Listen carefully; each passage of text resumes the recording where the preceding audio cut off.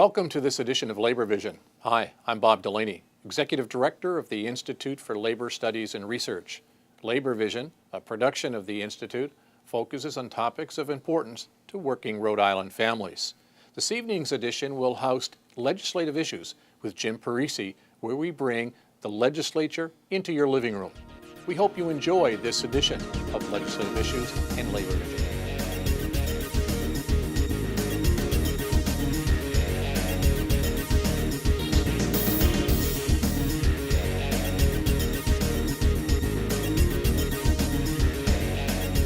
Thank you for joining us for this edition to Labor Vision, where we bring the General Assembly right into your living room. My name is James Parisi. I'm a field representative with the Rhode Island Federation of Teachers and Health Professionals, and I'm your host this evening. Tonight, we continue our conversation with labor leaders, talking about the successes and disappointments of last session, as well as getting a sense on what is on particular unions' legislative agenda for the 2017 session. And tonight we're pleased to be joined by Frank Flynn. Frank, thanks for joining us. Well, thank you for having me, Jim. So you are the president of the Rhode Island Federation of Teachers and Health Professionals. Let our viewers know who you represent. Well, we have approximately 9,000 members, K-12 educators, higher ed, faculty and staff. We have some public employees that work both for the state of Rhode Island as well as some people that work in group homes throughout the state. We have court reporters, substance abuse counselors, and a host of other public employees.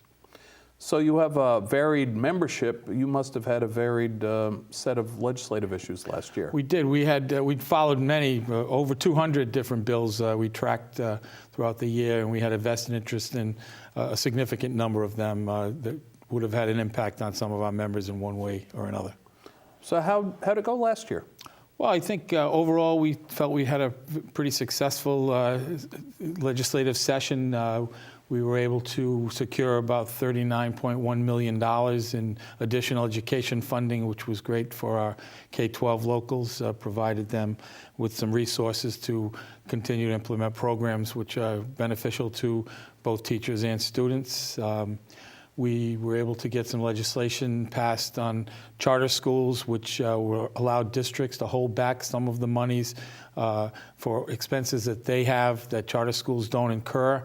It's about 7% plus a formula for districts that have mayoral academy charters where they have the districts are required to pay for pension costs that the mayoral academies don't accrue. They have an additional escalator to allow them to hold back some more additional money. What else was on your list of things from last year? We finally have all-day K, universal all-day K throughout the state. There was an additional amount of money to allow those districts that didn't have it, about $2.6 million, that districts to transition to all-day K, some of those startup costs and transition costs, and that was significant, we believe, for a host of reasons.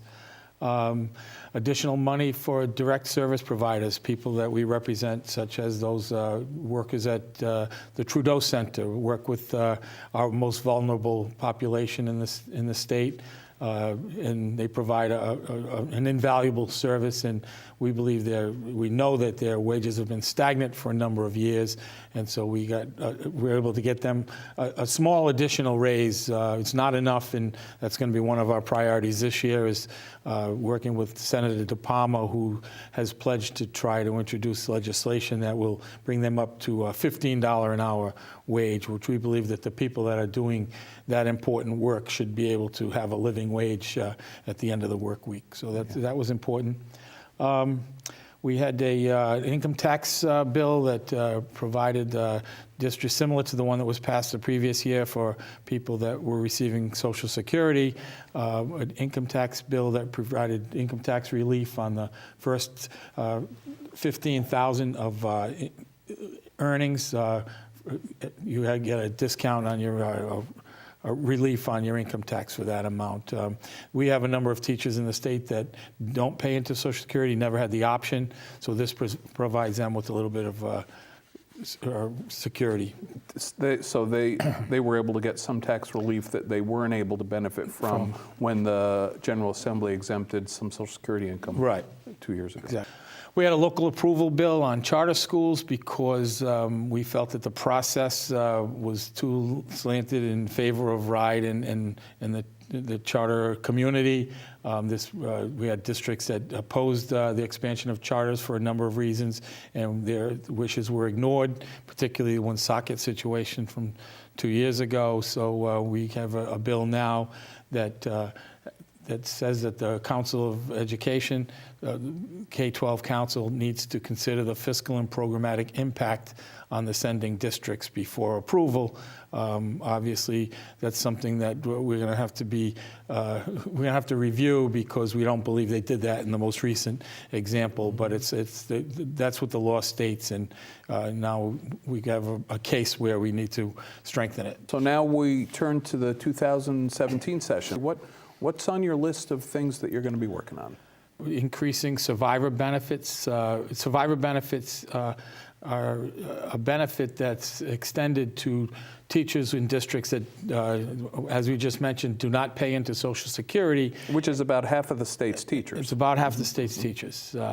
And it provides the beneficiary of generally a spouse or a spouse with minor children with an opportunity to get some fiscal income in case that the member predeceases them. We're looking at increasing the income tax exemption. The speaker said that it was a good place to begin, but he knows that it didn't provide full relief. We still have a number of teachers whose cost of living increase is basically suspended until it reaches 80%. There was a small increase this year based on the formula that was enacted through a court case. One of our big priorities is getting additional funding, securing a dedicated funding stream for school construction and renovation.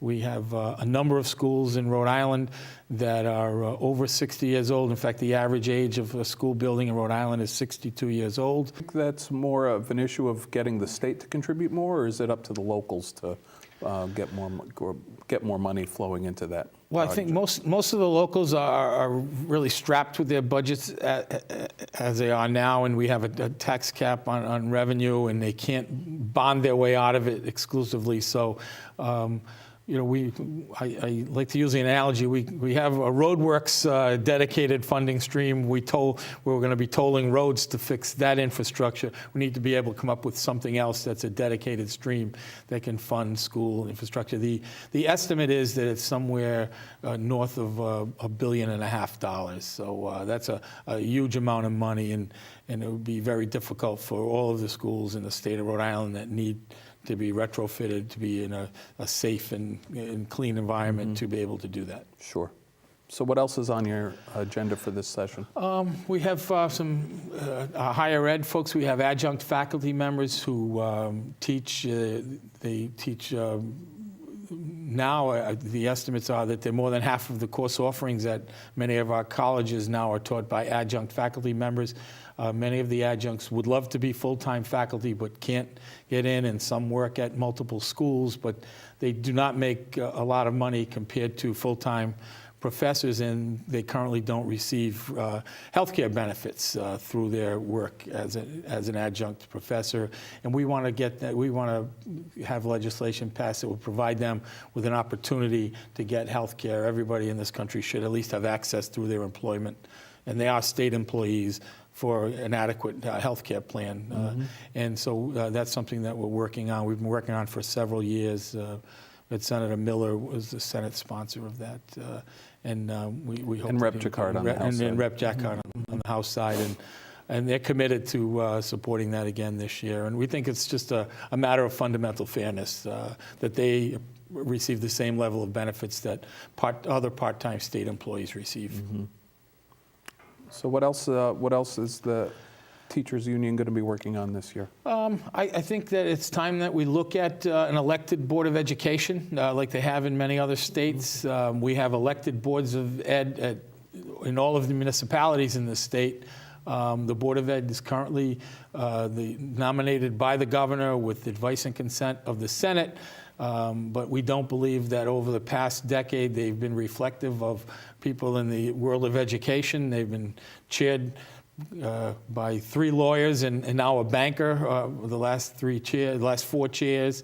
There's a majority of business people and attorneys on there, and not a wealth of people with experience at any level of education or being involved on a school committee or other things. So we think that would be something that would be beneficial. So looking at having the Board of Ed be elected by the people so that they reflect the people that they serve. So That'd be an interesting debate in the halls of it the certainly state, will. I imagine. Well, it's something that needs to be looked at, I think, just that configuration. And we certainly would like to revisit, as I mentioned earlier, the direct service personnel, their wages. As I said, historically, they haven't kept up with inflation. They've been virtually stagnant. It's the most vulnerable segment of our population. The people that work there are become family to the clients that they work with, and obviously some have very significant behavioral disorders and problems. It takes a special person to commit to working with that population, and they become, as I said, a second family. And we have seen a number of years ago, the employment base was pretty stable, but now we've seen a lot of churn, a lot of positions that people that go unfilled because they just can't get people to work for the wages that they offer when they can make, about the same amount of money in a much less stressful job elsewhere. So we want to see, this is, again, we believe this is a fairness issue. We'd like to see, some additional monies generated for this population, for the employees in this population, so we can stabilize the employment base as well as give people the opportunity to make a living so that they don't have to be working a second and third job just to make ends meet. I know Senator Palm has been talking about getting to a $15 an hour wage in 5 years. I imagine we'd all like to get there sooner than 5 years if we could. We'd like to, but I think that the value of this is he has introduced the concept. He's going to introduce the bill that has a systematic plan to get us there, and that's better than leaving it up to, an annual ritual where you go and ask for more money. So, so if we have a scheduled increase over that many years, it's a lot easier, as we saw with the school funding formula. Once it's been funded every year since it was passed into legislation. So, Right. so it gives us it's much more predictable for the agencies that employ these workers. Sounds like you have a pretty ambitious set of issues you're going to be working on this year. We are, and as we go on, I'm sure more things will come up, and sometimes a lot of what we do is reacting to other people's legislation that could have a detrimental impact on our schools or on some of our employees. Well, Frank, thanks for coming into the studio and sharing with us your goals and objectives this year. Well, thanks for having me, Jim. It's always a pleasure. And thank you for joining us for this edition of Labor Vision. We'll see you soon.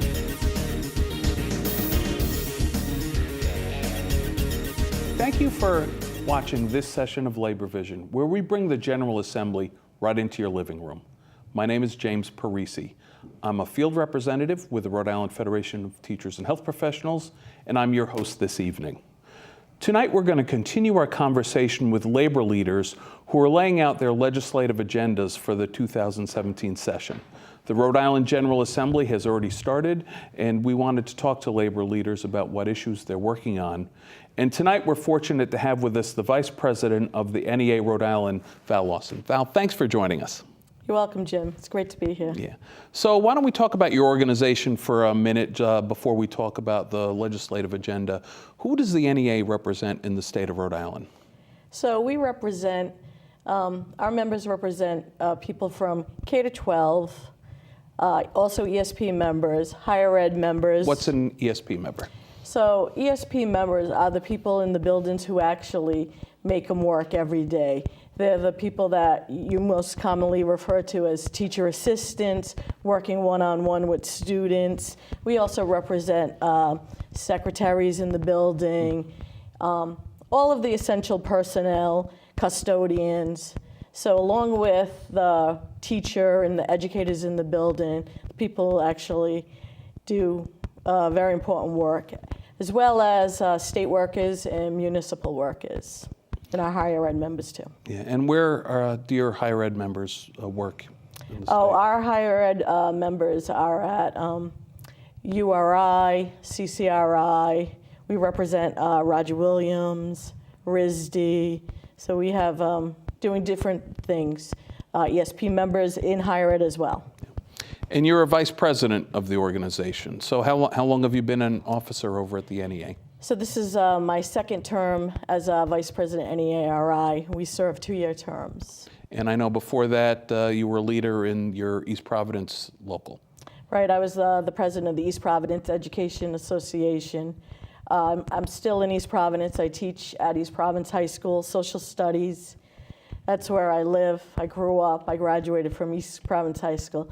Very proud to be teacher in East Providence and also the vice president of NEARI. We're glad you show your townie pride here on camera. So we've talked to a few other labor leaders already, but we had a pretty good session last year as far as the labor movement was concerned, but we're always forward thinking, and we just wanted to have a conversation about what kind of issues the NEA Rhode Island is going to be working on in the General Assembly this year. What are your top priorities? So at NEARI, we're always working to ensure working conditions for our members. And a lot of that revolves on good working conditions for our members, translates to good conditions for students in the classroom, in the community, and as well as our members who serve, the community, state workers and municipal workers. So I mean, some of the things that we look forward, that we think have potential, there are some promising things in the governor's budget. We think that her plan to fully fund K through 12 in higher ed is important.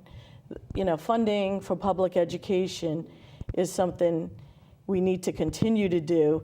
In the past, there have been times where, when economic times are hard, it's difficult at the local level, from the state to the local, so the combination of the two really make an impact. And in the way things are changing in education, we need funding for not only basic supplies for things, but technology is a big concern.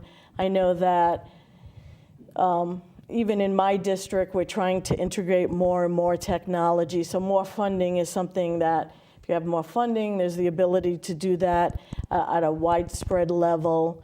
So the funding piece is important. Also at higher ed, we also think it's the governor's proposal to fund the promise for graduating seniors, that they have the ability to go to college, whether it's CCRI for 2 years and earn an associate's degree, or the last 2 years at URI RIC are promising, and everybody should have that opportunity. I think it's a really groundbreaking proposal and could really put Rhode Island on the map as a real leader in higher ed and the whole issue of student debt. I was genuinely surprised at how affordable it was. I mean, $10 million doesn't, it's a big amount of money, but to think that, you could start funding, tuition and fees for a whole graduating class of high school seniors next year if they go to CCRI for something, and even at fully implemented, it's $30 million. But it sure seems like it's money well spent, and I give great credit to the governor for proposing it. We do too, and like you said, it's groundbreaking, and the return on the investment, I think, will pay off in the end for Rhode Island. And I teach kids who are seniors, and part of the class that I teach is a current issues media class, and I shared that proposal with them. And that's encouraging for kids. The whole process is overwhelming as a senior, making that transition, and to add on the financial piece and the burden. I mean, finances shouldn't stop a student from pursuing a college degree if that's what they want, or a technical school. Mm-hmm. So I think it has great potential for not only for students, but for the state as a whole. So in the governor's budget, we have the education funding formula, which she's funded. We have this Promise Scholarship, for tuition for people attending public Rhode Island institutions. What else are you looking at, either in the budget or separate pieces of legislation? We're also looking at, we support the car tax relief over time. We think that's good for our members and Rhode Islanders. We'd also like to see some relief for retirees on pensions. And ultimately, we're always looking to improve our pension plan for all of our members, including those that are under 20 years.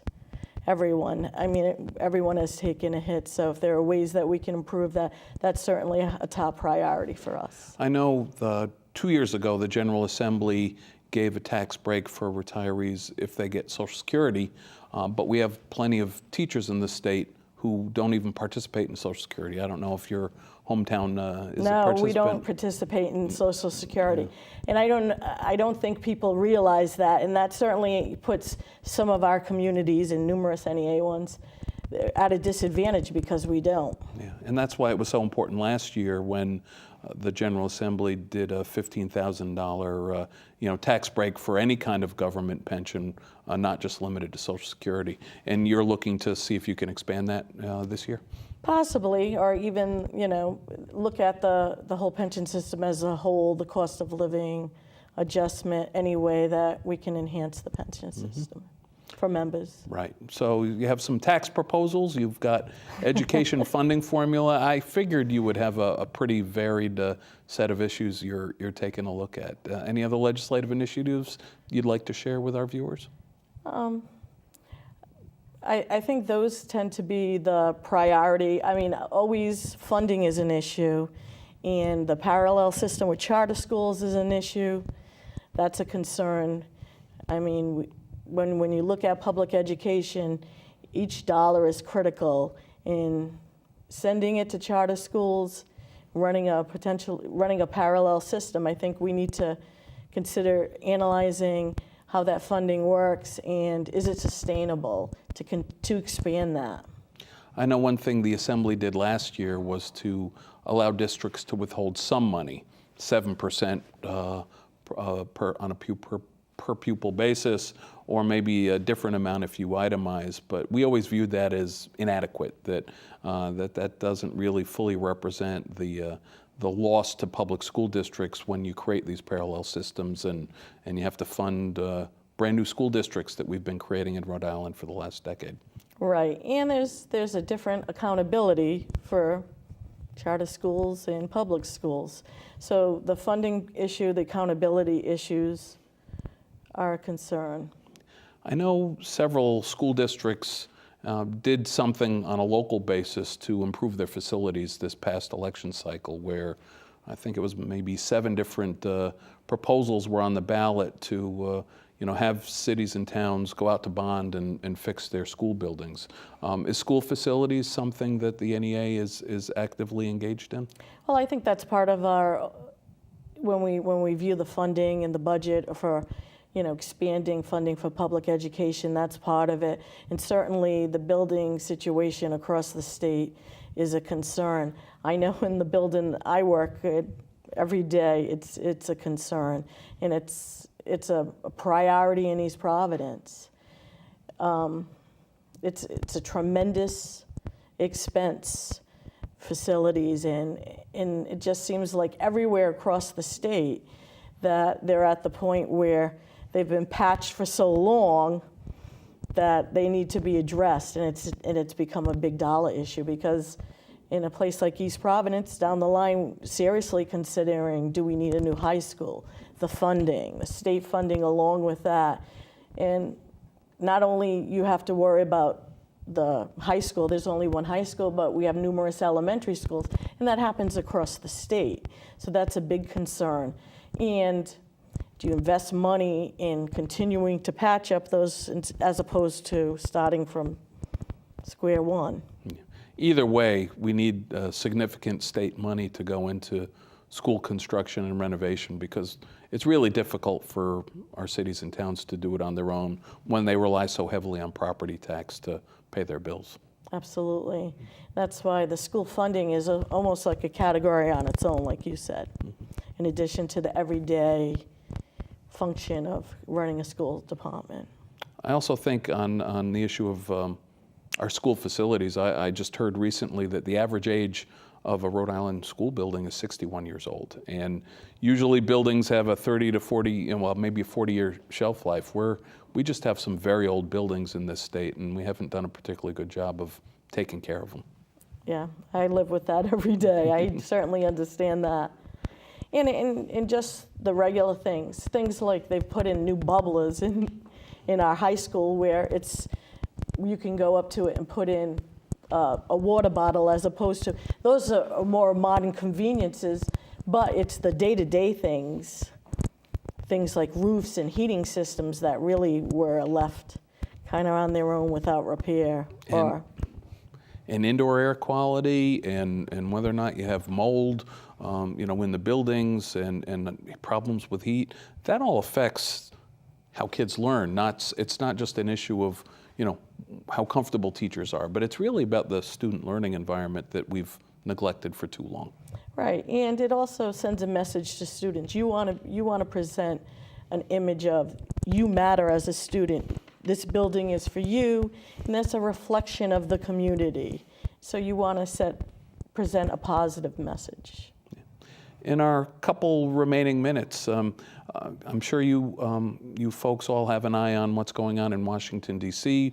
with the new administration in place right now. Do you have any hopes or concerns with what may happen with education coming out of Washington? We have a lot of concerns. I think most educators believe that the President Trump's selection for the Secretary of Education is not qualified, should not be in that position. It scares me to think that for the first time, potentially a Secretary of Education could be someone who never attended a public school, never worked, never sent her children to a public school, and has all of her efforts as being involved in education has been to dismantle public education. So we have a lot of concerns. It's certainly a major issue of concern throughout the country on what new policies or what changes come out of Washington, D.C. And you're absolutely right. The appointment of those important positions by this new president are very important, and they sure do send signals, don't they? And they matter. They matter to what happens in the classroom, impact students, just as we have seen that the previous years in secretaries of education and policy around testing impacted students. We realized that was wrong. Here's an opportunity not to make that mistake again. Yeah. Valerie, thank you so much for coming on air and sharing with our viewers what the NEA is going to be working on this year. Thank you. And thank you for joining us for this edition of Labor Vision. Thank you for joining us for this edition of Labor Vision. We appreciate your input and encourage your comments. Labor Vision can be seen on this channel 3 times each week: Tuesday at 7 p.m., Thursday at 8 p.m., and Saturday at 5 p.m.